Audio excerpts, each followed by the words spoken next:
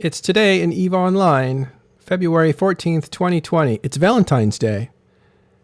Okay, we have a lot to talk about. We'll get into market stuff very quickly. We're also going to talk about a new arrival that's going to surprise you from the Serenity server. That is a Chinese alliance is reconstituting inside of the Western servers known as Tranquility. We'll talk about that as well. We'll also talk about Pearl Abyss, the owning company of CCP, which makes EVE Online, and their financials, and what it can tell us about EVE Online and what's going on there. Okay, we're going to start real quick with the usual. I've decided that instead of just walking through and saying, yeah, everything looks normal, I'm going to prepare a statement of what you should see, and then all we're going to do is hit the anomalies. That's a bad way to put it, right? Because EVE has anomalies. We're going to hit stuff that is outliers, stuff that doesn't look typical, and look for things there. We're going to start, as usual, with timerboard.net. And Scumlords are being reinforced here on their iHub in 4GYV TAC. That's in Veil of the Silent. That's coming up quick. I don't know if it will be contested, but Scumlords is one of those groups that sits up there in the cauldron of alliances in Tribute and Veil. Let's see.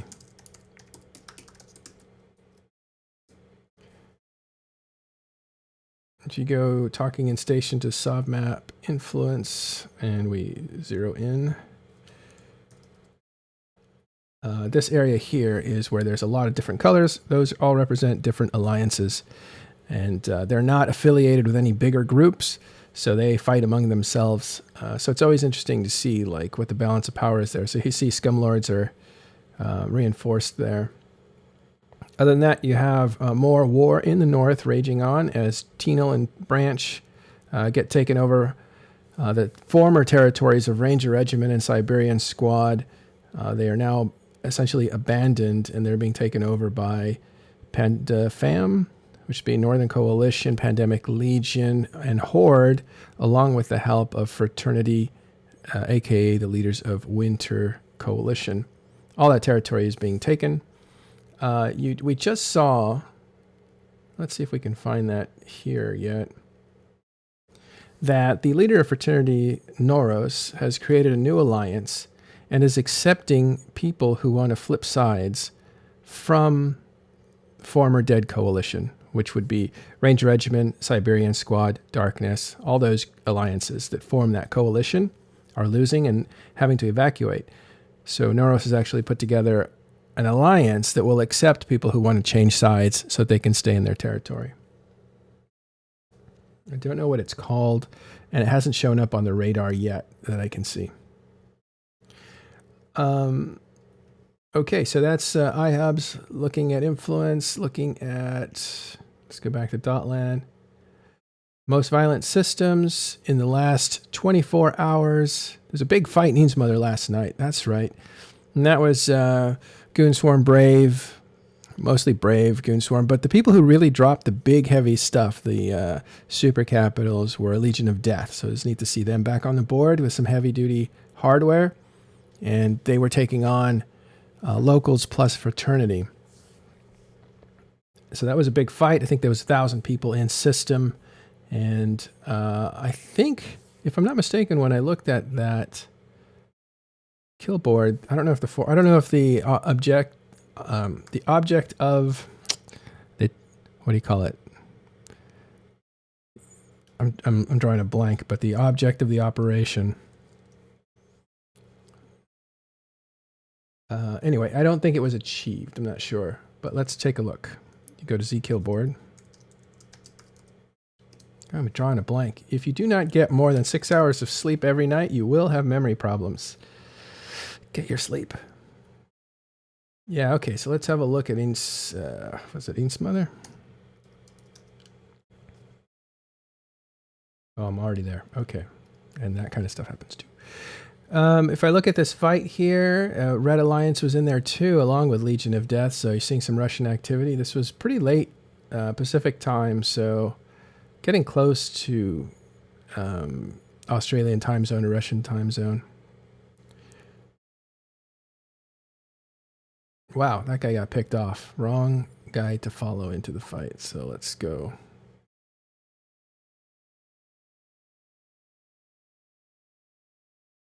And another group that we saw there on the defending side was actually Triumvirate. And Rote Capel. I don't know if they're passing through or not. Here it is. Let's see. It's got to be one of these.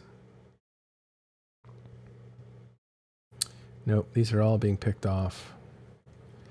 So to let you know what I'm doing, I'm cruising through zKillboard to see where I can find the bulk of people being killed that looks like a fleet, and then I drill into one of them, and then I ask which kills, here we go, are related to that ship. So I found a dreadnought, and I do know the dreadnoughts were involved in this fight. I don't know if this is it. Yes, here it is. And you can tell instantly because you have like 30 alliances on either side, then you know it's a big fight. You can also see the numbers up here, 600 versus 600. So there's about 1,200 in local for this fight that happened last night in Innsmother. The system was EFM TAC C4. I believe they were fighting over a Fortizar. This just looks like an Astra House. From Triumvirate, and it was not destroyed. I don't know what the nature of this collision was, but I don't see a strategic objective. And that's the word I was looking for, the combination of words, strategic objective. But it did look like Slice was in the south now, and Triumvirate. NC Dot was in there. At least one of them was. Yeah, NC Dot was in there because we were poking fun at an NC Dot guy. Yeah, it looks like they all took a beating. So overall, I know I'm zooming back and forth on this, but it's for my own reference. Overall, ships lost on the attacking side were 173 to twice that on the defender side. Therefore, the ISK efficiency was 75% for Goon Swarm. Sorry, for Legion of X Death, for Red Alliance, for Brave and Legacy, whoever was helping them out. Now, we also saw Goons in there. We see the Bastion in there. Razor Alliance is in there. Even Requiem Eternal, I think they just lost to Nyx today, though. I wonder if that was a Nyx that had to log off and was logging back in to go home. It wasn't that much, so we won't go into it. But anyway, big fight yesterday in Innsmother in EFM TAC.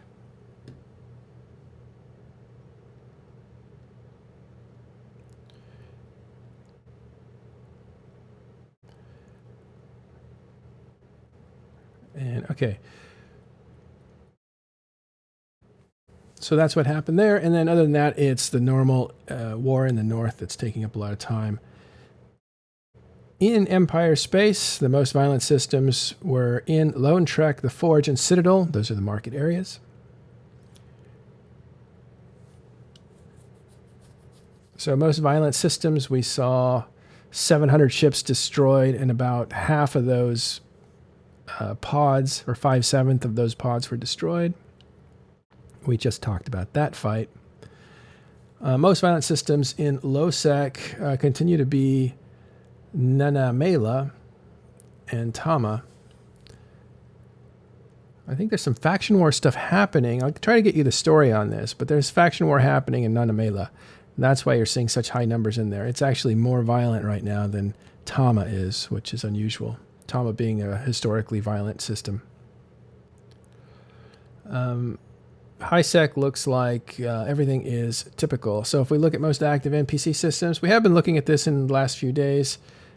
Trends seem to be the same, except now you have Delve kind of kicking it up. They have position number, in the top 10, they have position number 5 and number 10. So they're starting to get back into the most ratted systems in NPC space. You're going to see that change quite a bit as mining takes a huge hit, takes a huge nerf. You're going to see people turning their mining operations into ratting operations. Especially in Delve, you're going to see those numbers go up. You're going to see OWASA have some competition with Delve. Remember, we said this was a big deal because the nerfs are affecting the income of groups like the Imperium that rely on mining. and moon mining and that sort of stuff, and not ratting so much, or at least they rat like crazy, but they were being contested for the number one spot. Oasa was focusing on ratting for their income, and that has not been nerfed so far as we can tell. So they were going to be out ahead on the big money maker, at least for January and February. All systems in the last 24 hours are Oasa, and oh no, I'm wrong about that. 5 and 10 also in Delve. So busy systems in Delve is PS TAC and S TAC 6. Those are the busy systems in Delve, and the busy systems in Oasa are a RJBC TAC, 5 TAC 9L. Okay, so that's that. Let's move to sovereign changes. Not sovereign changes, but what do we call this? The corporation shuffle, I guess. Good morning, everyone.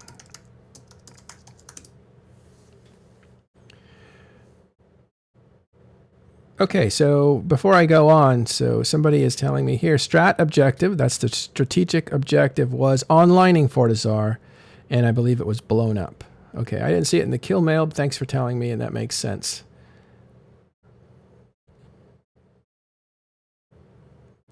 And as far as sovereignty changes, these are reported every 7 days, so these are the same as we've reported before.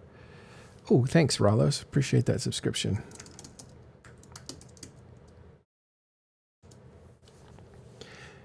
And so we don't need to report those all the time. The funny thing is, if you haven't seen the other shows for this week, is that Blades of Grass has abandoned Outer Passage and essentially given it up to Circle of Hell, unrelated to Inner Hell or Outer Hell. Circle of Hell appears to...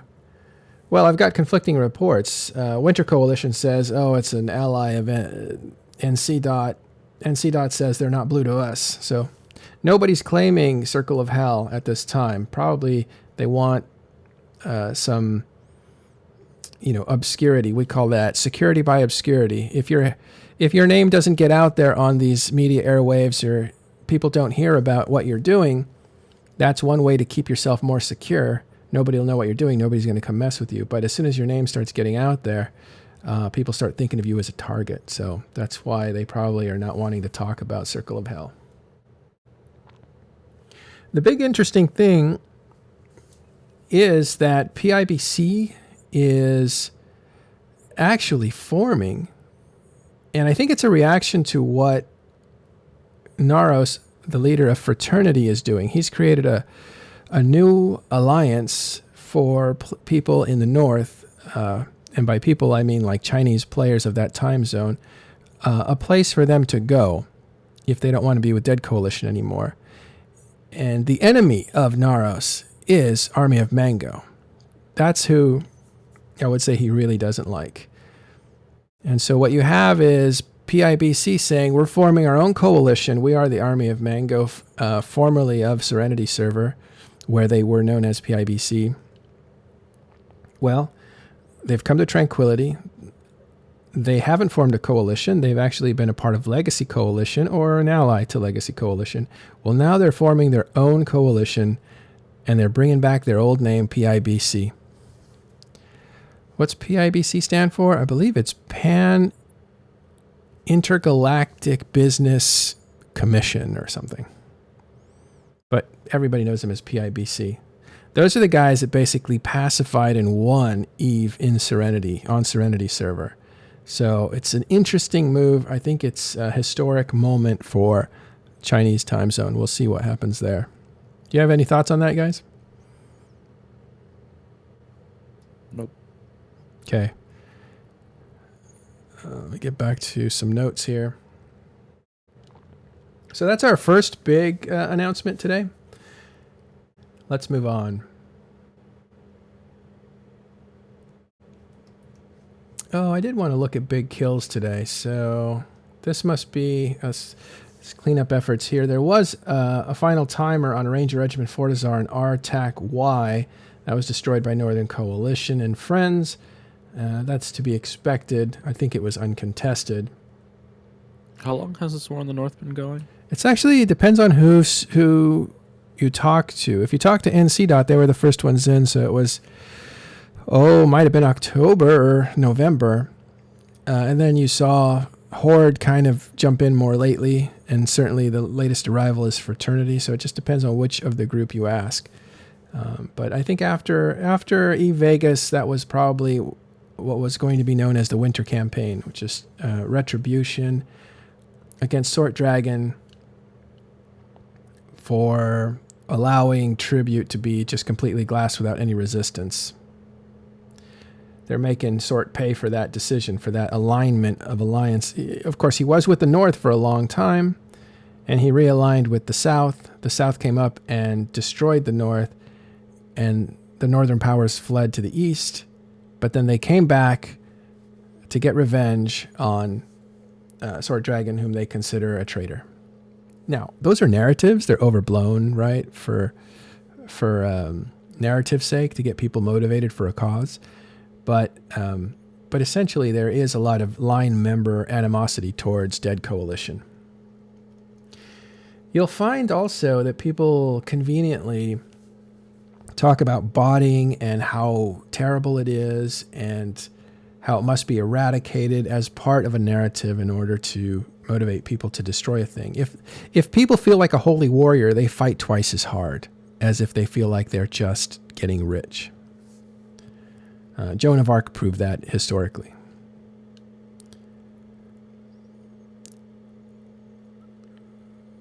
Okay, I'm getting some information here about PBC. All right. That's still a pretty quick turnover rate for the war. I mean, it's been 3 months, 4 months? That's actually very typical, I think, because this is... Yeah, I think it's typical. It's just starting to collapse now. I don't know what I think the factors were when we started recording the EVE Online, again, it might have been 2.5 weeks ago or 3 weeks ago. And what you saw, one of the first shows, was Fraternity joining Pandemic, what is it? Northern Pandemics, if you're looking at the map, or PanFam.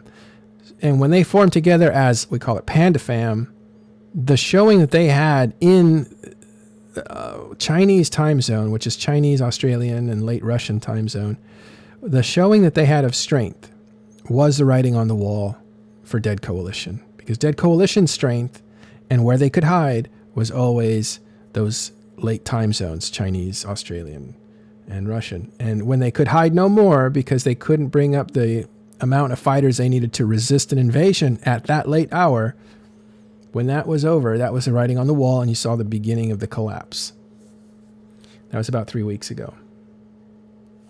Okay, let's get... And regions will fall fast once the fighting is pretty much stopped. When Imperium came up to take tribute, and Glass Tribute, it didn't take multiple months. There was no fighting. Mostly, it was just grinding structures. And that's what we're seeing once the PanFam became PandaFam, with the reinforcement of FRT, the regions are starting to fall quicker. Yeah, that's Arya. And that's exactly how it works. It's a show of strength. A lot of the game is psychological. When you show a group that they cannot overcome, very few groups will continue to fight the way they fight before. A lot less will start logging in. People will make preparations to move. Psychologically, they're already abandoning their space when they see that. So that's kind of... it's not always the battles. A lot of battles in EVE Online are cleanup acts where you're going in and you're just grinding down Sov that's already basically abandoned. So that's why we celebrate big fights that we don't know the outcome. There are sometimes big fights that are going to determine the outcome because both people form up big and then they fight it out. And the winner of that fight will usually, it only takes 1 or 2 fights like that to determine the future of the war. So that's why we look at those closely. We cover them live and that sort of thing. Once Horde and Frat joined, it went a lot faster. That is correct. When Fraternity joined Horde, and they both joined later, again, Northern Coalition was in there earlier. But when all of them got together and formed, that was the sign that the war was going to go faster.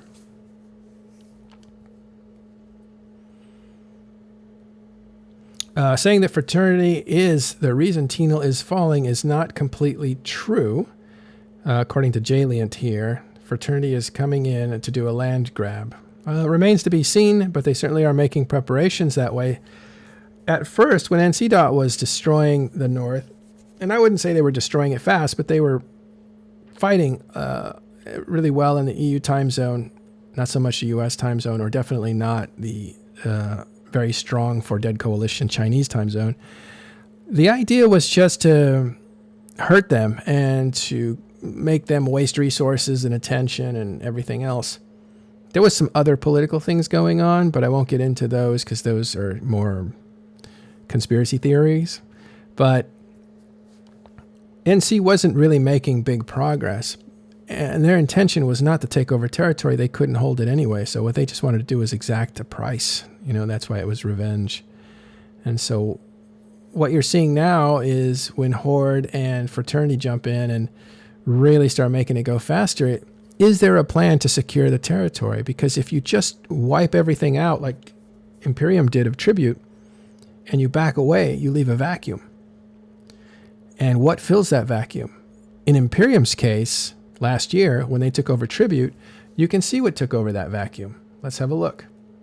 This whole area belonged to Northern Coalition, their renters, and Pandemic Legion, and they abandoned it when an overwhelming force of Imperium came up north. So then, all that Imperium wanted to do was destroy everything up there. They didn't want to take over that territory. So they did, and when they went back home, there was a vacancy.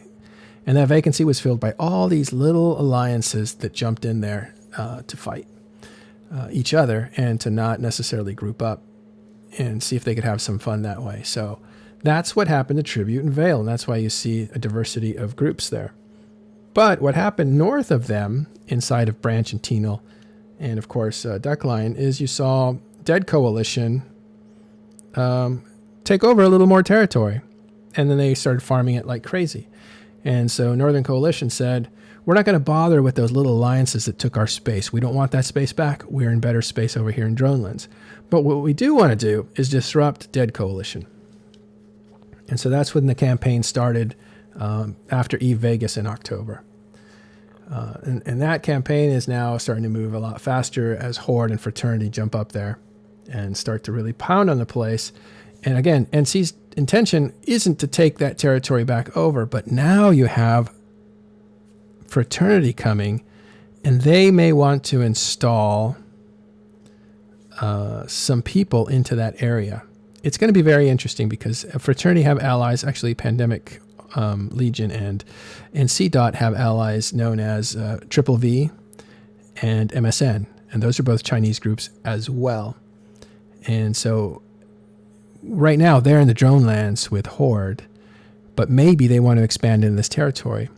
Or maybe Fraternity wants to pull people out of Ranger Regiment into a more friendly group up there with a mixture of Triple V and MSN. It's going to be interesting to see what the Chinese do with this area. I think it's going to be owned by Chinese players, though. Where they come from, I have no idea. What you're seeing is Ranger Regiment, some of the groups that do not like Fraternity and do not want to ally with them, they're heading south to safer territory and joining Goonswarm. I think you've seen 2 groups do that so far. So that's the politics of the Northern War. Okay, looking at this, let's move on to other news. I'm looking at Reddit today, and there's red dots everywhere, and this is a criticism from players. It's a meme type criticism of something that's new in the game. There's a new mechanic that if you have a new item, there's a little tiny red dot in one of the corners of it to let you know that this is a new item you haven't seen before. And people are making fun of that. You guys have any comments on that? I think it's a great feature for people who are starting the game to kind of show them, hey, you got something changing over here, pay attention. It sure would be nice if we could disable it. So that you don't have to see it. That's been what the overall kind of thing is like. Please edit disable. Yeah, well, everybody wants it disable, though. I was just commenting on that. I think when you make a UI, you're making it for newer players. The old players, they know how to get around a UI. New players need to figure things out. They need to have things pointed out to them. So you're always going to have a contrast between older players that are saying, hey, all your signage for new players is getting in my way. Get out of my way. And so what they have to design, CCP has to design in the mechanics, is ways of highlighting something that doesn't get in the way. A tiny red dot on an item doesn't get in anybody's way. Why you're complaining about it, I have no idea. I think you just need something to complain about because you're mad about something else. If it was a fly up that got in your way, covered up information that you need, or if it interfered with your processes, I would say, yeah, you have a point. You're actually creating more friction for advanced players to do the same thing they were doing earlier. But yeah, I think that's what the controversy is. I think it's more of a commentary on the absurdity of it, in that it's a bit overly aggressive. Like if you drag an item from one container to the other, it gets flagged with that little red dot, but come on, you should know because you just moved it. See what I mean? Oh, really? That is dumb. I didn't know that. But that's what the joke is. It's really aggressive in when it decides to show. Well, that bears Yeah, if you looking into. reload your ammo, you have new items in your cargo because you reload your ammo. I mean, for a new player, I think it's great. I mean, just like the aura pop-ups are really great for a new player, or if you're showing Eve to a new player. But there's a certain point where we say we want to disable these things and not get distracted. At least aura, we can actually turn it off, It doesn't even need disabling, it just needs a pass, because it seems like they've just looked at, has this item been manipulated in some way? Yes, stick a dot on. And it just needs to be a little more fine-tuned than that. Well, to be fair, it just came out. We gotta see if they iterate on it. When you reload, you're getting that flag because that stack of items has now got a new ID because it's a new stack of items, technically. Okay, interesting. Oh, and somebody comments that red means warning, so it's not necessarily the right color.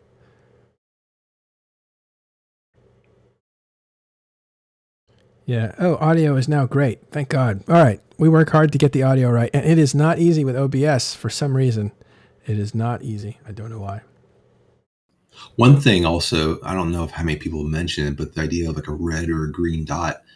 What about if you're colorblind? Isn't red green colorblind one of the more popular or common colorblind? It's very common, yes. Red is, yeah. It shouldn't matter too much because there is no other element like it, so there's no chance of confusing it for a different colored dot. Yeah, a blind person will just see it as like yellow. So Yeah, and the Eve client actually has a Blue dots, then really nice system for colorblind people. yeah, You can actually even customize the colors individually one by one. It's really, really great. I wish more games would do the same thing that CCP did when it comes to a colorblind system, to be honest. I'm not colorblind though, but I have friends that are. And it makes a huge, huge difference. Okay. So little red dot, you won't be able to miss it. People are annoyed with it that already know their way around the UI. It's to remind you that something is new. Every time you touch the item, the red dot will disappear. Okay. Yeah, actually, by the way, somebody says, if you see a red dot and you're colorblind to red, I think it goes gray, not yellow, right? But who cares? I mean, it's neither here nor there. They know how to... The point is it's not negatively affecting. Right. everybody's different. Yeah, there's a lot of different color blindness too, so it's not just one way. Okay, let's get into the big topic today. I have one that I want to hit, but I don't know it well enough. Arya's in here. We're going to get into markets in just a minute, but Arya, you were looking at Pearl Abyss's financials. I don't like to look at financials of the company, but forensically, this is important because I think it kind of helps define what happened last summer. Can you tell us like what you found there, if anything? So first off, I have to credit NoizyGamer. If you have not seen his blog goes through the earnings call with details and graphs. It's definitely a good read if you're interested in that. Yeah, let's talk about this article and what you found too. So overall, my impression was I didn't see a terrible drop in EVE Online revenue throughout the year. And one of the things I was concerned about was how bad did blackout really affect EVE Online? You're talking about throughout And last year. it could be throughout last year. And there's a bit of a dip as you go from Q2 to Q3, and then you see it comes back up in Q4. And perhaps that's due to the efforts in translating the game into Korean, and then the push to get new players to the game in that region. But overall, Q4 ended stronger than Q2 and any other quarter. So it was a good closing in Q4 for revenue into EVE Online. Was Q4 better than Q3? Do you know? Q4 had the highest revenue of all the quarters for CCP or for EVE Online. All right, and they attribute that to Koreans entering the game. Yeah, and let's not forget all the Plex promotions and discounts they did with in November and December.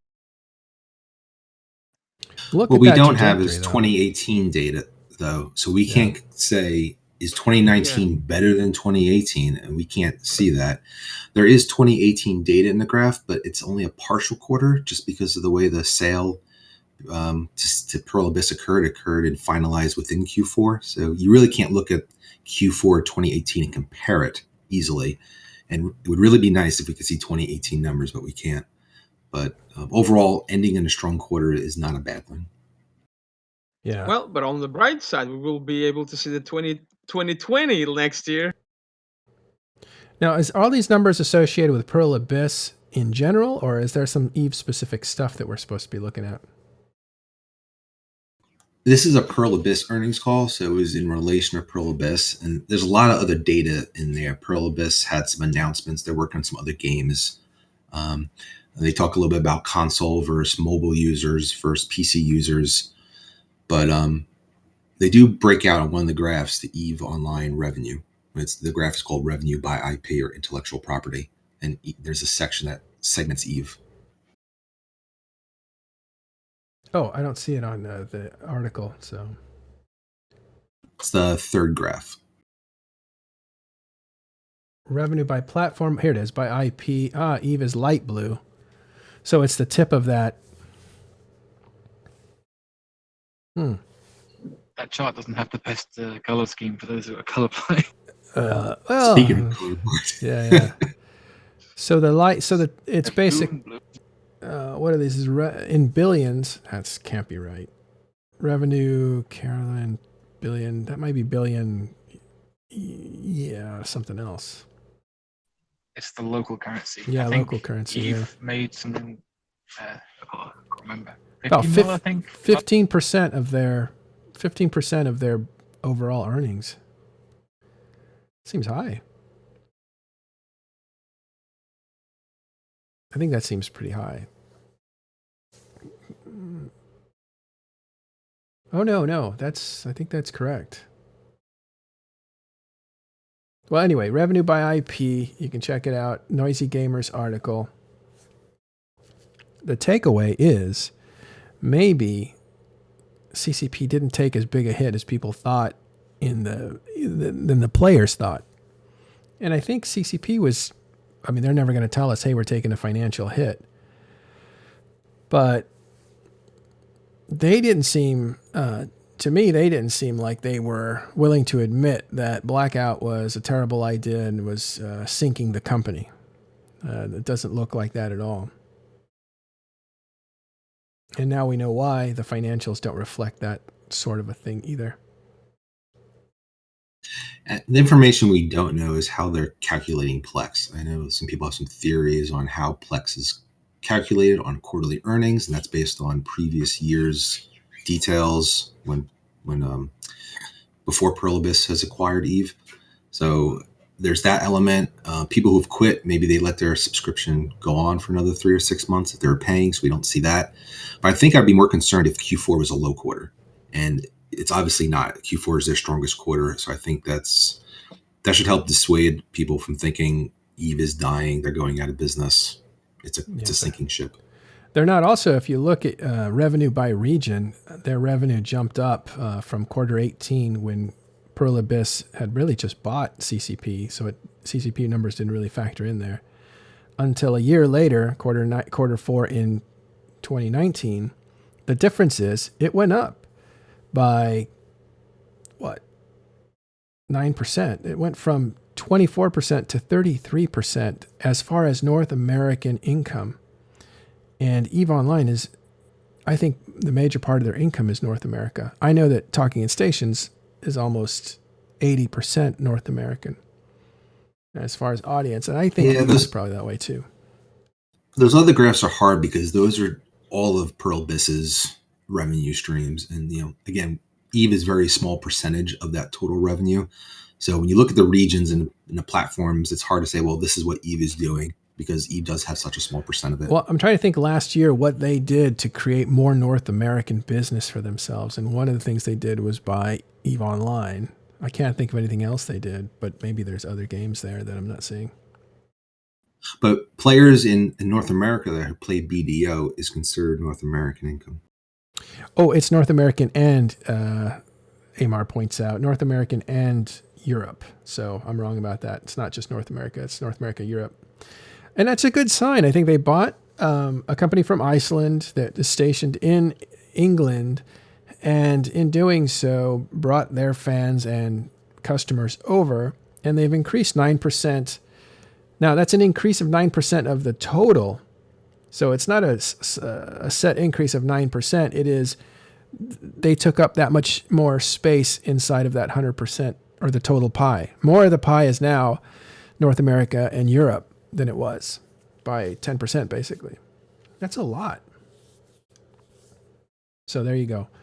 Anyway, I think this is really encouraging news that EVE Online is showing to be a good purchase for Pearl Abyss, which is good, because if it had been a bad purchase, they might have said, well, let's just mothball this and get rid of it and use our resources for something else.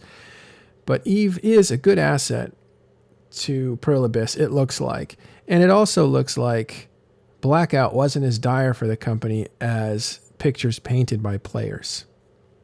It remains to be seen, but when we talked to, was it Muppet Hunter, who was the kind of like the lead designer for CCP, for EVE Online, he said that Blackout wasn't a failure. It was actually very successful for them. They got a lot of information out of it. And although players were hurting and complaining, it doesn't look like they got hit in the pocketbook that hard either. So it's very interesting. Right. So the reason this is important to reflect on last summer, basically last July through September, is because there was so much hand-wringing by players. And in reality, when you look at the statistics, it wasn't as harsh on the game as people thought. We have that same thing going on today because of the last patch that happened on Tuesday and Thursday, actually, yesterday, where we have people saying it's the end of the world because rorquals won't mine anymore. There's going to be massive shortages and stuff. So keep it in mind that what you're hearing is a lot of an echo chamber of players who encourage each other to be pessimistic about the game, when the reality and the underpinnings of the game are actually pretty solid. And some people even like the changes. So keep that in mind. We're not saying it's one way or the other, but look at the statistics, look at what Noisy looks at, and do your own research. And this is just phase one of three-phase changes, right? Like, this is just phase one. We don't even know what's going to happen in the future or what CCP is even thinking about doing. Not to mention that basically this change just made ISEC mining more valuable. That's better for new players. Yeah, which is better for new players. Again, like, the point is to make new players, they make them earn money, earn ISK more easily in a faster way so they can enjoy the game. Because I keep seeing this over and over again whenever I help a new player. I help a lot of new players all the time, even in the public English help channel. That's one of my favorite things to do while I'm doing my market trading or whatever else I'm doing. So this is something that I keep seeing over and over again: is a new player comes into the game, and when you explain to him that he needs to skill up for 6 months in a row without being able to do anything else, he gets disappointed, frustrated, and goes back to World of Warcraft or Fortnite or whatever, right? So the point is to make the game fun and engaging for a new player. So if the new player that is mining in he starts with a venture and then he goes to a retriever and so on and so forth, if he realizes that all of a sudden his hard work is actually paying off, that he can now buy a frigate, a cruiser. Oh, now I can fly a caracal. I can run level 2 missions, level 3 missions. Wait, I can buy frigates and I can actually. Now I actually have money to buy Tech 2 modules. I can fit them in my frigate and go PvP in Faction Warfare, low sex space. Like, the fact that you're actually making the economy better for a new player and make a new player actually engage actively, whether it's in ISEC, low sec, no sec, it doesn't really matter. But if you make a new player's life easier in terms of economy, in terms of ISK making, then you will. There's going to be way more new player retention in the game, and you will have, and the veterans will have way more people to shoot at. It's simple mathematics. Right. Now we're coming back to this in just a minute when we talk about the markets. We want to look at the markets, but I do want to look at this thing. This guy is the lead producer now for EVE Online. He comes from Project Nova, I believe, and his name is known to us as CCP Ratati. And Ratati changed his profile recently to he's in charge of EVE Online ecosystems. So some of these mining changes probably fall under his purview. I'm going to go ahead and follow him. Oh, we'll do that later. And I want to look at his tweets to kind of show what he actually said here. I guess he's been busy talking about Project Nova.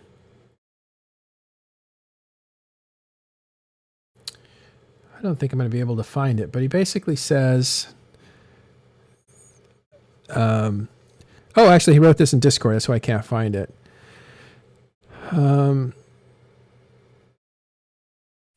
It's in the general channel, EVE Online general channel. If you scroll up.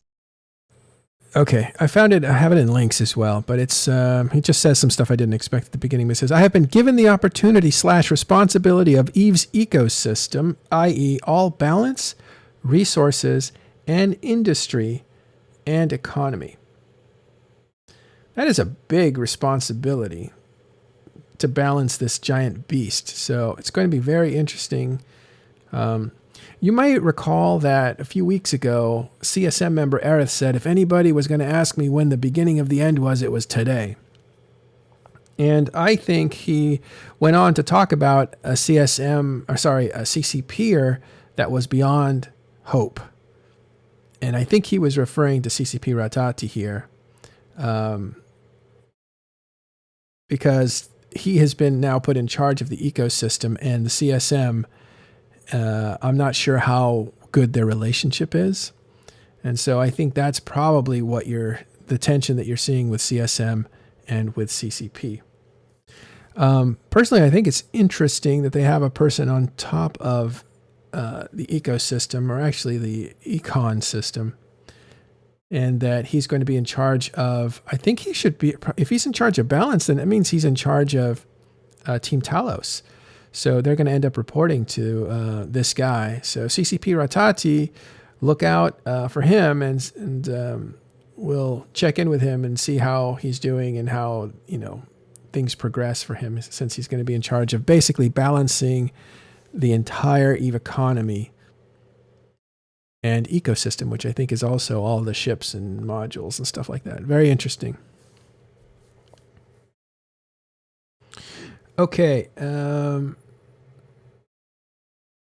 It's difficult because of the NDA. We get all these vague statements from, the dev blog has vague statements in it where they're going to make adjustments up, down.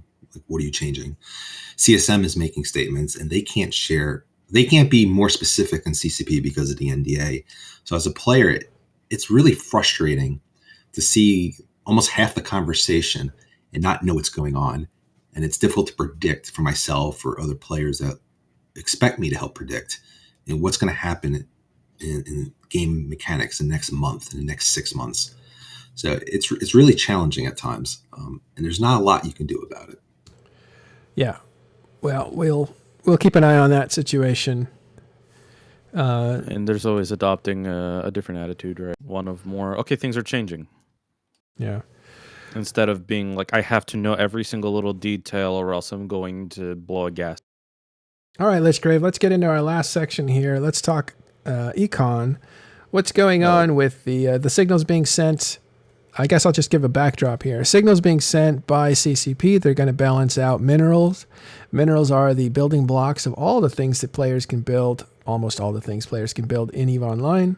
Therefore, it's going to affect the price of products as they get sold. They'll probably be a little more expensive over time.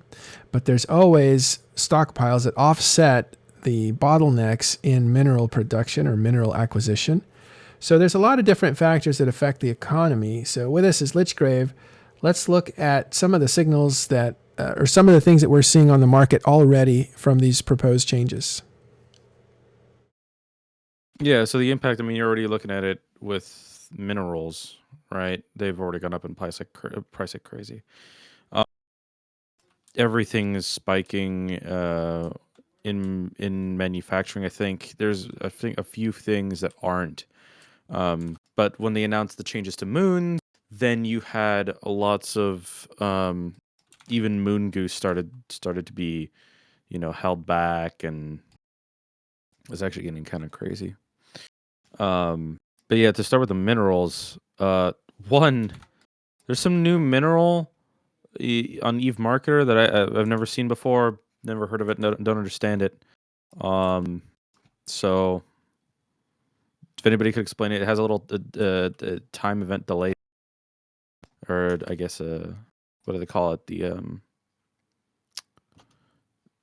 event is like an event but never seen it before, or it's an event thing. Yeah. It might.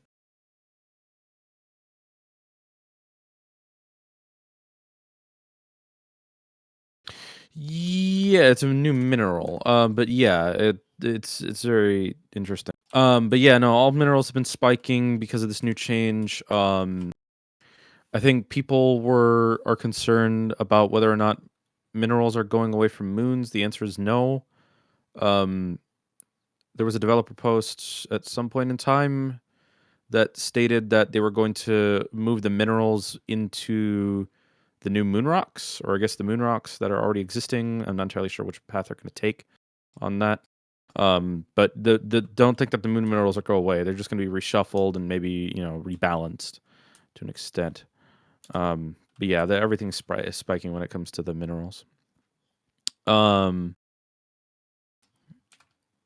So far, there hasn't been any other kind of spikes in goods. Everything's kind of staying the same, which is to be expected. There's huge amounts of supply built up, and people are still mining, right? Those that don't care or are continuing to do so are still going to continue to do so. So there's always going to be production happening. Regarding there's that always mystery, sorry, it seems it's very likely it's just a typo. It's supposed to be an event or that you refine down into some generic mineral. Yeah, that's what it looks like. It's using the exact same name. It's the same name as the traditional, well, traditional might not be the right word, but the scene before event or.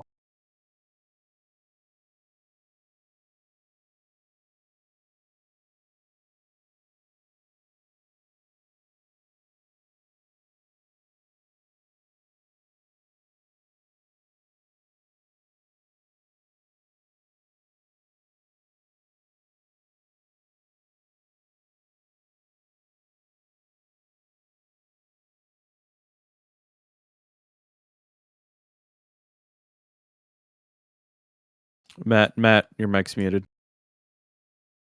Oops, sorry. I mute it so that as I bang around. Okay, so anyway, I'll start over.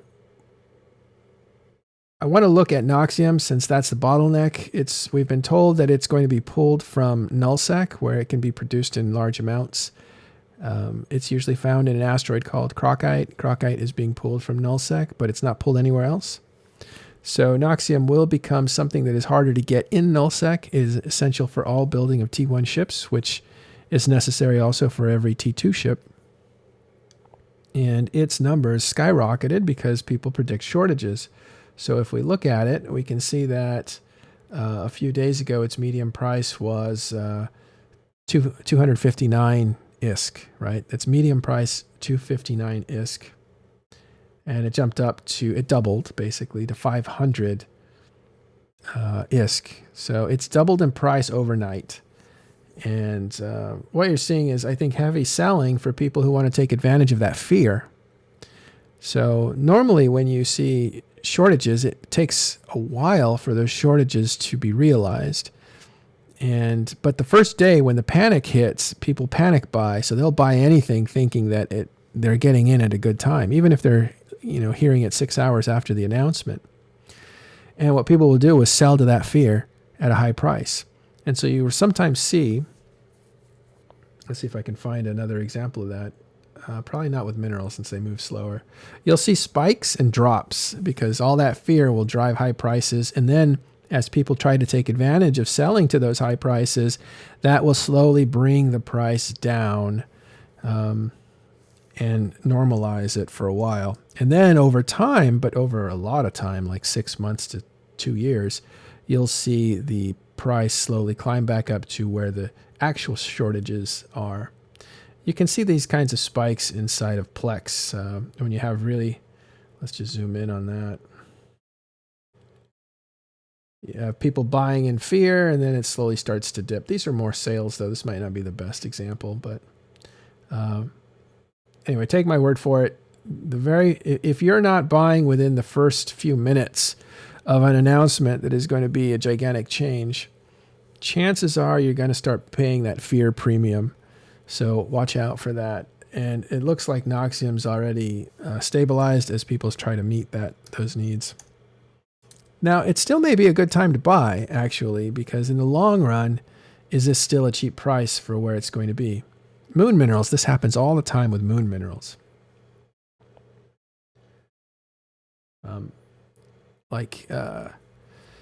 So anyway, so that's what's going on with Noxium, which is going to be a bottleneck for later on. Yeah, the Athenor is spiked pretty hard. Really? Yeah, it's gone up to 1.2. Why would that spike? I can imagine that this is kind of that move where, because minerals are going to be, it's obvious that a redistribution of minerals is going to happen into moons. So this is probably an early move into, okay, well, if moons are going to be the main thing, then let's get into moons, like now. Yeah, it's exactly that. The change with the patch heavily nerfed the minerals, the ores you get out of the anomalies. They did not touch the moons. So you can still get crocite and other ores from moons now. So if you don't have Athenors down, you might want to buy them and plant them now and get that months of mining. Yeah. I mean, and again, the minerals are going to be redistributed in moons, so we're still going to be able to, while we're not going to get the ores that we do now, right, we're still going to be able to get the minerals. So, again, and this will still be consistent. So let me just tell. This is kind of right. Hold on, let me just tell the price difference from a few days ago. So on February 4th, Athenors were priced at 887 million, and the Athenor as of today is over 1 billion. 0.67, so it went up about 200 million per, which is essentially 20% of a jump. Go ahead, Area. Yeah, so this is interesting. We know that next month from the dev blog, they're going to remove basic ores from moons. And that means the only ore a moon will produce is moon ore. That means your crocite that you can get now from the moons will go away. However, there's a line in the dev blog that says an adjustment to the minerals from the moon ore. So, one of my industry guys explained this in detail. The moon ores produce minerals for the basic types of ores, but they're in mineral form, not in ore form. So an adjustment to that could adjust Noxium, which is what we're seeing now. Is if they make no adjustment, Noxium becomes a significant bottleneck. We also know that CSM is upset about this and has pointed out the Noxium. And from that, I think there's really two ways this can go. Either they're upset because they know Noxium will not be added to that moon ore, and they're saying this is bad, CCP, you're going to create a significant bottleneck. Or they're not included in what that adjustment is. And maybe CCP is actually going to put Noxium back. It's really hard for us to know that because CCP is vague in the devlog. And because of the NDA, we can't know if CCP has shared that future information with the CSM or not. So it's hard to predict whether or not Noxium will effectively be a choke, one of those bottlenecks, or that maybe when they do this March release, they make an adjustment and put Noxium into a place where it doesn't exist today. All right, Amar writes here in chat, there's another implication as well. Since you can't compress moon ore, it's a logistical nightmare that will bottleneck the yield from moons as well, relatively speaking. Right. Yeah, that's has the been important thing, because you can't transport. Go ahead. It's very hard to transport minerals as opposed to ores. We have this system of compression that allows surplus from regions to be transported to your trade hubs. It's very difficult to move minerals, and most people will not. You don't see freighters full of tritanium. You see them full of compressed feldspar. So if they do make an adjustment and put Noxium back in the areas we think there will be a bottleneck, that's going to be more of a local supply and not something that we see shift from region to region. And that means that the empires that don't have it available to them locally will have to go to the market to buy it and ship it to where they need it. And in doing so, they will have to ship it in ways that create more work because they can only fit so much mineral on a jump freighter as opposed to ores that they could buy. Or actually, they could still buy the ores. So I don't know. I'm missing why it's a logistical nightmare. It's just not because it's not compressible, so you can't pull it. You can't bring as much. You can't bring as much minerals to market as you'd normally be able to. Well, bringing it to market or shipping it from market, because it seems like the shortages are going to hurt them. Yes, both. It depends. If they add Noxium into them as a mineral out of the moon ores, you will be able to get Noxium, but then transporting it to Jita is more difficult because you're not going to transport compressed ore. You would have to transport the mineral itself. That means the total value of your trip and your profit is much lower per trip. Oh, I mean, again, if you were mining it and then bringing it to a hub, if you are not mining it, then if you want to bring it out, because you have good refining skills or whatever, and you want to do that, so you don't have to pay the premiums. Well, guess what? Now you also have to transport uncompressed ore as well.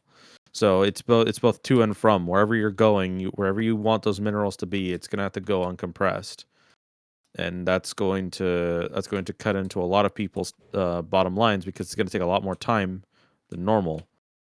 So things are going to become like logistics is going to go through the roof. I can imagine Red Frog, kind of like rubbing their hands together, like yes, good.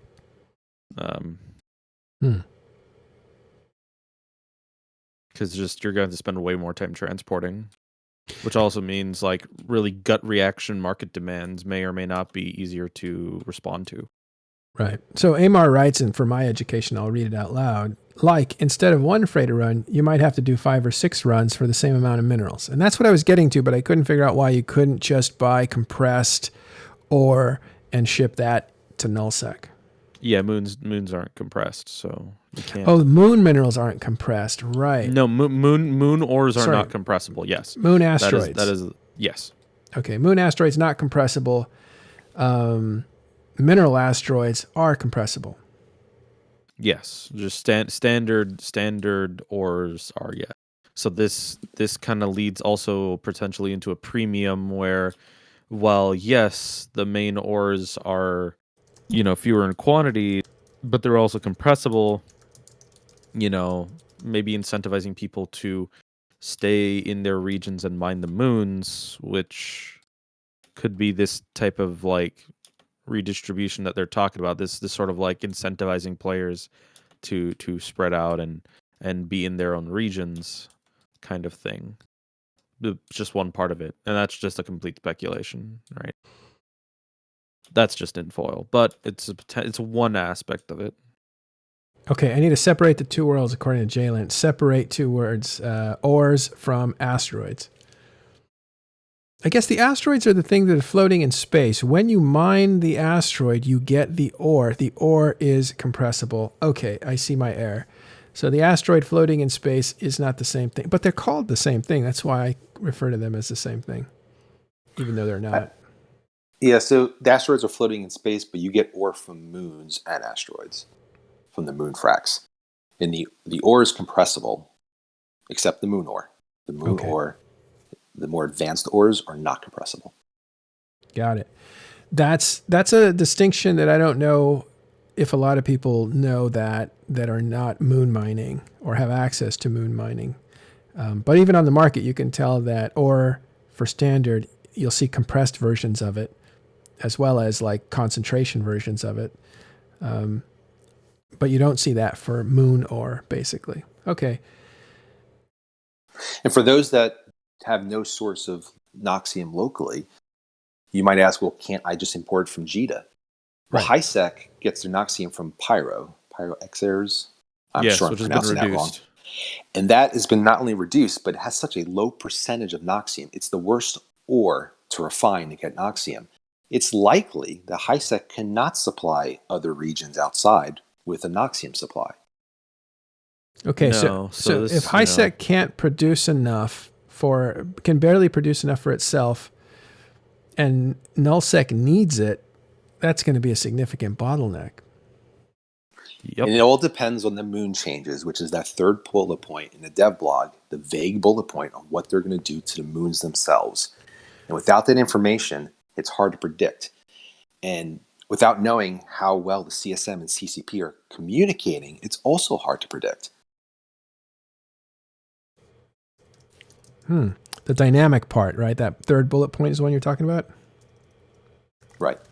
I can imagine that they're going to try something to, maybe they're going to incentivize moon mining by putting the, specific mineral. No, but are moon ores regional based?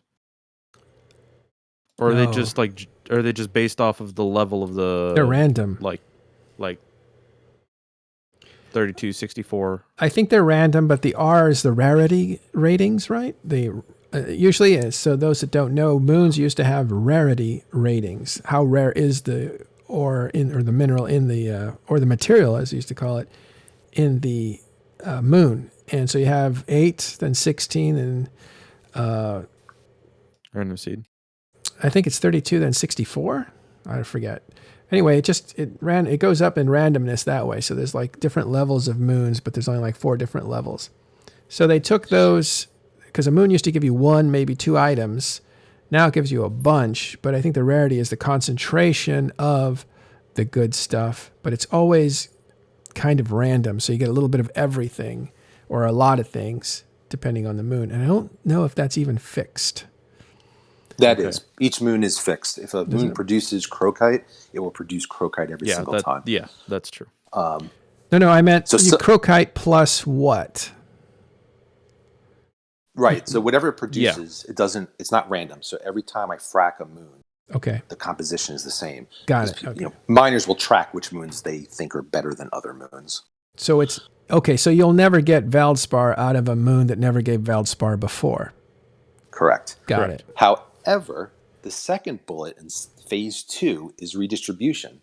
So we can look at the moons now and say, well, we have a good range of moons in all regions, low sec, null sec, high sec. But then phase 2 is to redistribute and change how that works, which is make it really even harder to predict. Hot mic, Amar. We brought Amar in here so he could help me out because I haven't mined in ages, so I'm going to keep quiet and listen to you guys. I'm just trying to ask you the things that other people might want to know. Anyway, Amar, if you're there, you brought up the point that it's going to be harder. What do you know about this bottleneck? Can you describe what you're worried about? Well, what I'm worried about, I'm not sure if I'm really worried at all, to be honest. But let me rephrase that. What are you seeing when you see some of the changes we're talking about? I can't speak as well for nullsec because I don't do a lot of mining in nullsec. But the implications are the same when it comes to moons, both in nullsec and in highsec. So I think we've managed to figure it out now, kind of. Took a while, but basically, they will remove the standard ores from moons, regardless of where they are, may it be in high sec, low sec, and null sec. Standard ores are things like crokites, spodumene, that kind of stuff. The stuff you would normally find in asteroid belts or in anomalies. So that's a big thing because initially everyone was looking at anomalies being completely nerfed, thinking that they could get the same kind of ore from moons instead. And then the moon changes were announced, which we don't actually know what those changes will be. We do know that they have said that the basic ores, the standard ores, they will be removed. They will look at the yields from the moon ore itself. And it's worth noting that moon ore, as it is now, doesn't have a lot of minerals in it. Very little minerals, in fact. So we have no idea how that's going to be revised or redistributed. That's about it. And the shortage from that is, of course, the lack of minerals itself. And that's going to be across the board from anomalies as well as moons. But the bottleneck as well, like you mentioned, you talked about, is the fact that moon ore is so much more difficult to transport. The logistics are a complete pain. And when we look at, we have a lot of moons in HiSec. We probably have 50 or 60, I think. So everyone is kind of scared right now that they're doing HiSec mining on moons, which is really the only way to make a profit mining in HiSec these days. That is going to be completely worthless, since we don't know what's going to come out of it. Sounds interesting. Yeah, there's going to be huge implications.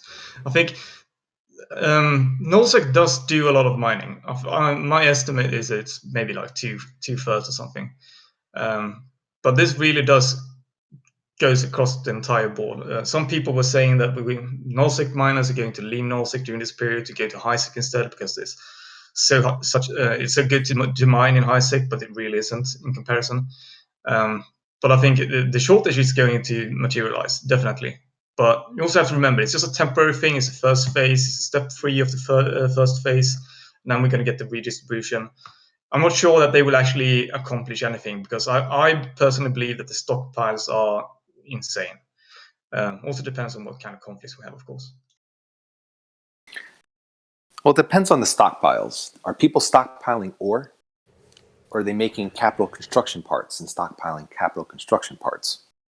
Because if you think about it, if you were to lose a bunch of supers or dreads, you don't want to start from ore to replace them. You want to start from your capital construction parts because that shortens your build time. Right. I don't know where this excess resources that's being stockpiled, if it's in a component and not in ore, that's different. And you can't get it out at any good rate anyway. In other words, you can, any item in the game, you can refine it back into its ore form, but you will get 1/3 of what its usual amount was. So in other words, if you have 100 Noxium and you use it to build something and then you refine that back into Noxium, you're only going to get 30 out of that. How's it going, Omeka? How's it going, Teddy? Welcome to the show. Hey, how are you? Good, man. What do you know about these ore changes? I know some stuff. I cannot tell much. But I'm here in case you have any questions to CSM. Yeah, or if any of you guys have questions. One of the things that I've noted is that, and I think that we talked about this on Mad Desk for a little bit, is that when it comes to, so CCP is definitely going to be watching these stockpiles, right, and seeing how the market shifts and trying to, because it's obvious that they're trying to choke out the massive stockpiles that have been built up over the course of the past few years because of just the insane levels of mining that have been going on with all the changes as well. And so one of the things that was touched on is that if that is the goal of CCP to remove these stockpiles, then by holding on to these stockpiles, this state that people don't like, which is this almost draining of the materials, is just going to go on for longer and longer. Which, if people don't like that, then it's almost like a self-fulfilling prophecy almost. The people don't like it, so they're going to hold on to their stuff, but it's going to keep going until they get rid of it. So let me make a quick correction. I said you only get 30%. I was throwing that number out there. That's what I remembered. It's actually 55%, a true 55% if you refine an item. So you get 55% of the ore that was used to create it back. Thank you.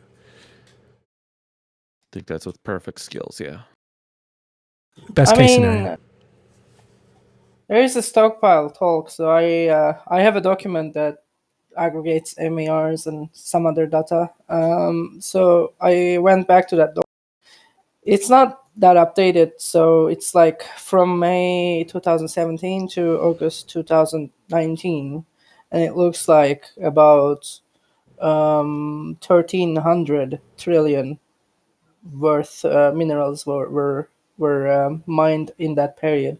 I think you can extrapolate from that. Rorqual changes are late 2016, I think, where like maybe November, and from that time to today, I think there's about 2,000 trillion worth minerals have been mined, and I'm very puzzled whether these you can say alliances or people don't need to have like stockpiles in the form of ore, in the form of even capital materials. They could have stockpiles of ships, or it happens to be case that there is so many ships in the game because the destruction was about 1 to 2 trillion a month. So if you extrapolate that, that's like 50 to 100 trillion in the same period. So it's like a 20 to 1 ratio, or 1 to 10 ratio at least, of mining and destruction. So I don't know if CCP expects the stockpiles to go. I don't know whether that's going to happen in 5 years or so. Yeah, anytime soon. And that's that could be stockpiles of minerals, ships. It doesn't matter that much. It's just the minerals in the game won't go away that soon to make them more valuable. Yeah, I think the form is important though, because if you have components, maybe you might refine them. But if you have dreads and titans, who's really going to reprocess a dread or titan to get minerals to build subcaps? You wouldn't do it to build new ships. The only reason people would do it is if the prices spike enough, you're going to do it and sell it. And also I don't know. Maybe there needs to be research done in the mode of destruction in the game. So what kind of ships contribute to the destruction most? Maybe Titans and Supers, although there's not a lot of wars these days around them. Maybe they're still the biggest contributors of destruction. So it's just if you have dreads, you just use them to replace the market. Yeah. Right now, the capitals and supers is your arms race. So, unless they change something else, I don't see a reason someone would deliberately decrease their super stock to make some money off minerals. Yeah, I made some kind of like rough calculation and imagined like there's 5,000 Titans and 50,000 Supers in the game. Even that, my very, very napkin math says even that wouldn't account half of the mining in that period. So that's the abundance period was so much. If they expect the transition to scarcity in a few months, this so-called phase one, that's not going to happen, I think. But I think I that think was it's the sorry. go, no. It's just like I think there was that. Then there was also the by your colleague in the CSM Sword Dragon who was speaking about how that it was going to his concern was how long this is going to take, because he was talking about the roadmap going into 2021. Well, I mean, over a year of bleeding minerals, even if your numbers are conservative, it doesn't sound like even a year will be enough. I mean, I'm personally not opposed to resource site changes, but I think if CCP wants to amputate some of those resources, they need to target mass multiboxing rorquals and people multiboxing fortified barges or like boats, orca boats in high sec and that kind of stuff. No, But not they shouldn't make like solo rorqual in anomalies unviable, because that's a big contributor of the ecosystem. That's how people get targets, things to shoot at, and that's how line members get something to do, right? So if you do that, then you get the blackout kind of thing, where blackout 2 didn't distinguish between very rich people who used the abundance in an exploitative way and random average Joe line members. So that was, I think, why blackout failed. This can happen here too if CCP doesn't distinguish between a solar Rorqual and someone who multiboxes 10 of them. I think it's worth noting that in the dev blog, they do state that the primary reason why they have the shortest phase is to collect data. Because like Omeki mentioned, there's like this huge amounts of ore that's been mined throughout the past 3 or 4 years. It is by no means realistic that this shortest phase will actually drain those stockpiles, because that's probably going to take years to do. To me, it seems like the primary purpose of doing this is to collect the data in order to make the new mining distribution system that will be put in place, which is they mention it as being the next 2 phases, the redistribution, and then whatever it might be, the dynamic ore distribution. So I think that's the primary purpose of the shortest phase, not actually draining the stockpiles, because that's going to take forever. I agree with Amar. When I read the dev blog, it doesn't actually say it's to drain stockpiles. I think that's something players have come up with. Yeah, that could definitely be a rhetoric. It does include the mention of the word stockpile, so I'm not. Yeah. Well, they say that they know of the stockpiles, not that Yeah. it's going to drain it. I think the data point is legitimate as well. I'm curious what they hope to learn from scarcity, like from basically making single rorquals unviable. What kind of data they expect out of that? But sure, I mean, I think that's one of the things they say as well. Well, they probably want different types of data sets to compare to one another in order to find a new kind of balance that works going forward. Because as we know, everyone knows it, the forces when it comes to minerals and ore has been completely out of whack, and it needs to be fixed. And in order to find the basis of making those changes or fixes, you have to start off by knowing what's the extremes one way or the other. So to me, that makes sense. I think this is especially scary for newer players. If you've been playing EVE for only the last couple years, the only thing you know is that ore is an infinite resource. Building slots are an infinite resource. And EVE has not always been like that.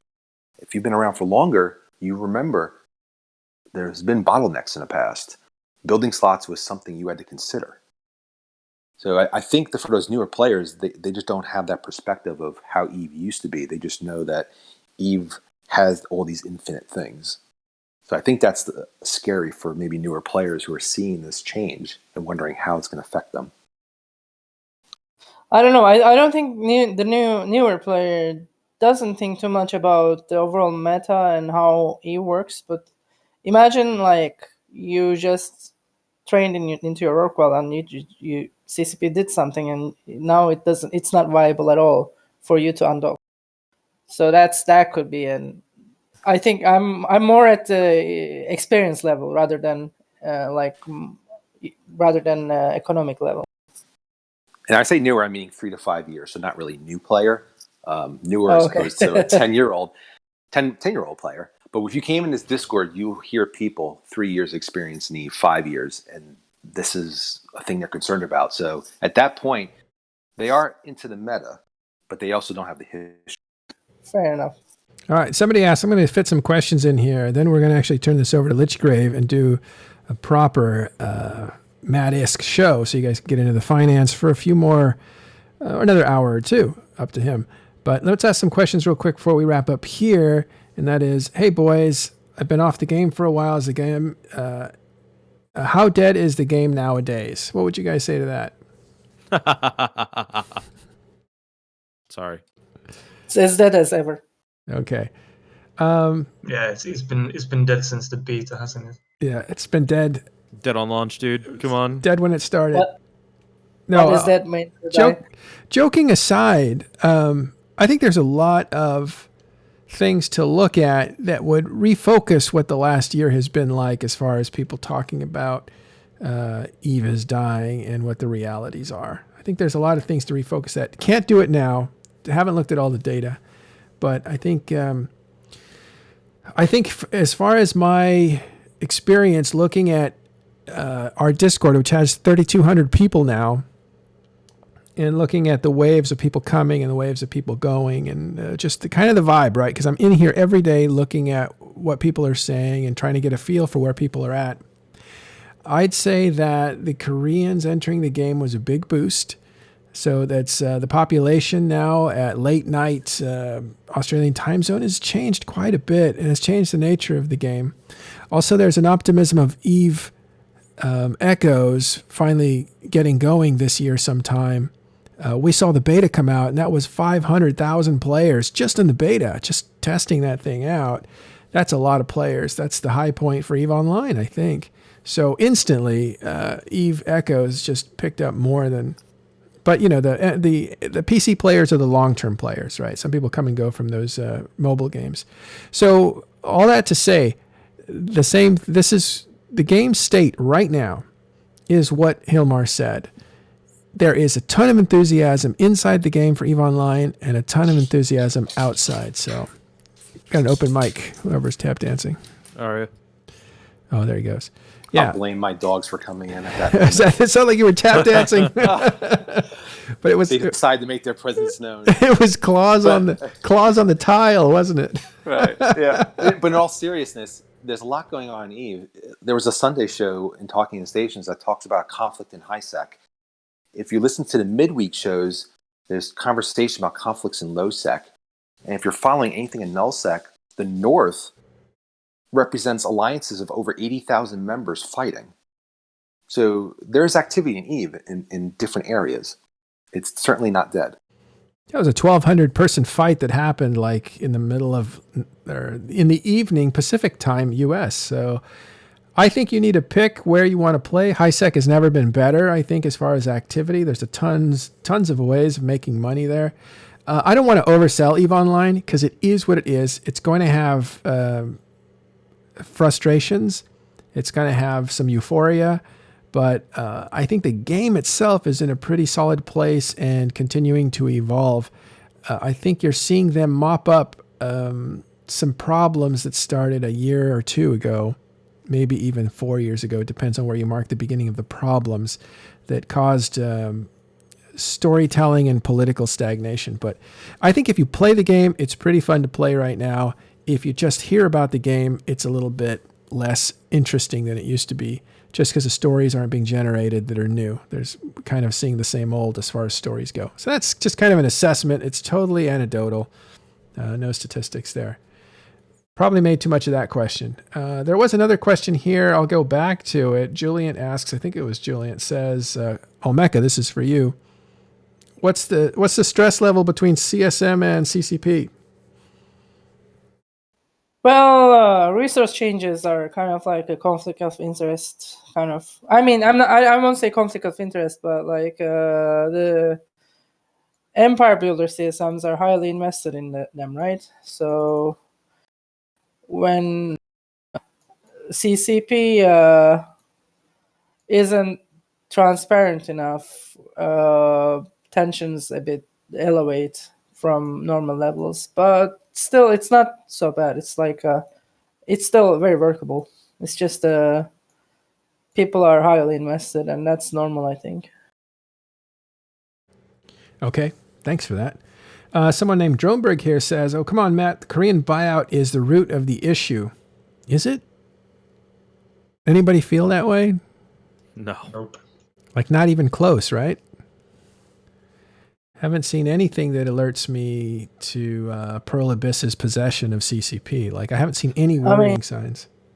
I have seen arguments that CCP is so incompetent they actually would rather Pearl Abyss to take over. Jeez, rough. But I haven't seen any interference. Have you? No, not really. Doesn't feel like it. Yeah, I haven't seen their fingerprints on EVE Online, except maybe the the SP incentives to log in. Like, their sales programs seem to be in hyperdrive right now. You're seeing a lot of incentives to log in, incentives to play, incentives to subscribe. In fact, a 25% discount just came out today for buying an alt account, basically. Okay. I think that's the biggest thing I've seen since the acquisition. I actually see ads for EVE Online, and that's new for me. Right. Actually, that's some point that we brought up a while ago. But if you look at all the EVE trailers, the latest EVE trailer was way more than any other trailer in the history of EVE Online. So you've seen an enormous amount of people checking out EVE Online. And the reason for that, because I think it got over 6 million, and this was a while ago, 6 million views, is because they have been marketing people to that video. So a lot of people have been looking at it. And that makes me think that CCP is in a good place to grow because they feel confident enough now to really advertise heavily. Maybe they got the big budgets to do it now, or maybe they feel like they're in the right place to acquire new players and retain more of them. So who knows? I think it's a combination of both. Wow, I just checked it out. It's nearing 10 million, the Invasion cinematic. 8 months. That's unbelievable amount. 10 million people watching that video. A fraction of those might try EVE Online, and a fraction of those might stay because of the work that's being done on the funnels, the acquisition funnels. As people come into the game, they're removing more and more things that take people out of the game. So you'll have people in longer. The people who made it only a few hours might make it a few days. People who used to make it only a few days might make it a few weeks, etc. And so you might see the population getting healthier. We did go through...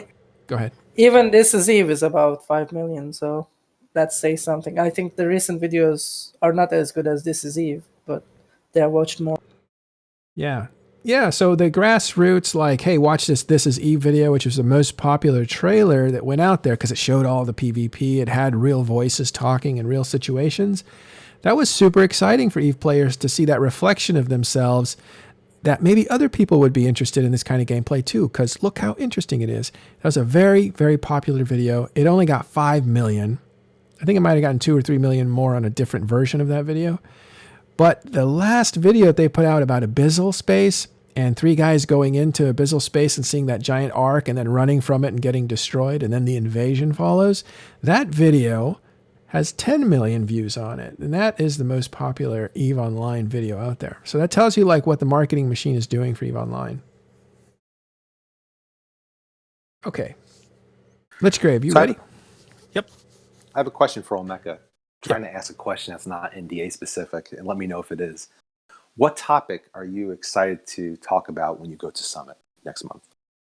I'm expecting to do a presentation on non-consensual PvP.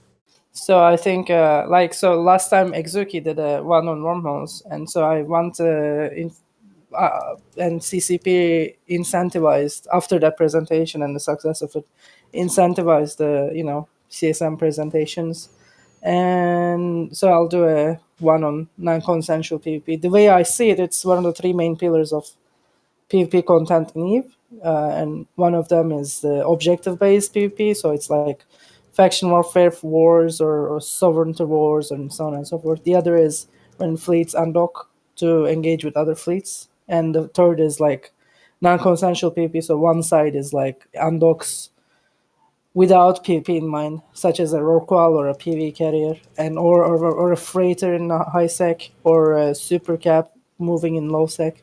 So I'll talk about that third kind of PvP, and basically not much about like you should do this, you should do that. This is our problems. It's less about that and more about giving CCP on the boots on the ground insight about how some of these some of the methods in this kind of PvP works, how some of the mechanics work, how some of the motivations and what motivates people to undock and do this and or undock and earn money and or some of the behaviors. So the way it works, basically. So I'm excited about that the most. Awesome. All right. One quick announcement before we transition over to Mad ISK. And that is that we are going to have CCP on this Sunday. We're going to be pretty specific about talking about the new changes that have come through in February, and mostly about the wormhole changes, which I think are dramatic changes to wormholes. So we'll check those out. We don't know who the guest is, or we can't say who it is yet, but we'll be talking to CCP about wormhole changes in this next patch. We won't be talking about the mineral changes that much. Anyway, all that needs to play out. But if you want to know more about mineral changes and market effects, stay with us as we transition right now to Mad ISK. Here we go. Ready, Lichgrave? Yep. All right. Thanks, everyone. We'll see you soon.